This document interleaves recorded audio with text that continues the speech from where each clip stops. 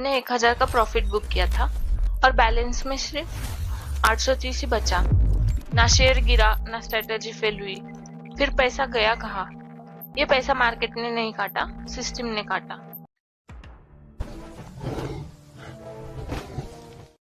अब तक हम समझ चुके हैं स्टॉक मार्केट सट्टा नहीं है, इसकी हिस्ट्री क्या है और ये बना क्यों, बाय सेल का पूरा सिस्टम कैसे काम करता है।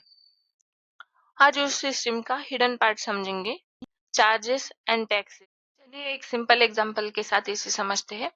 आपने 10,000 का शेयर खरीदा, 11,000 में बेच दिया, तो प्रॉफिट 1,000 का बुक किया। लेकिन ये 1,000 सीधा आपका नहीं होता, इसके बीच में आता है चार्जेस का साइलेंट नेटवर्क, और ये नेटवर्क हर ट्रेड में काम करता है। सबसे पहले कट होता है ब्रोकरेज। इंडिया में पॉपुलर ब्रोकर्स जैसे Zerodha, Groww, Angel One, Upstox, हर ब्रोकर का अपना प्राइसिंग मॉडल होता है। डिलीवरी फ्री हो सकती है, लेकिन याद रखो बाय पे भी चार्ज और सेल पे भी चार्ज होता है। दूसरा है एसटीटी। एसटीटी यानी सिक्योरिटीज ट्रांजैक्शन टैक्स।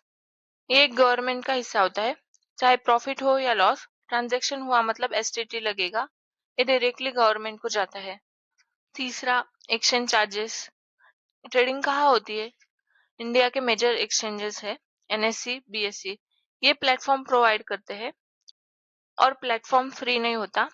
हर ट्रांजैक्शन पर छोटा सा एक्सचेंज चार्ज लगता है। इसके बाद जीएसटी। ब्रोकरेज और एक्सचेंज चार्जेस पर 18% जीएसटी लगता है। ध्यान से सुनो, जीएसटी प्रॉफिट पर नहीं, सर्विस चार्जेस पर लगता है। सेबी चार्जेस। मार्केट को रेगुलेट करता है सेबी। सेबी भी हर ट्रांजैक्शन पर एक नॉर्मल रेगुलेटरी चार्ज लेता है।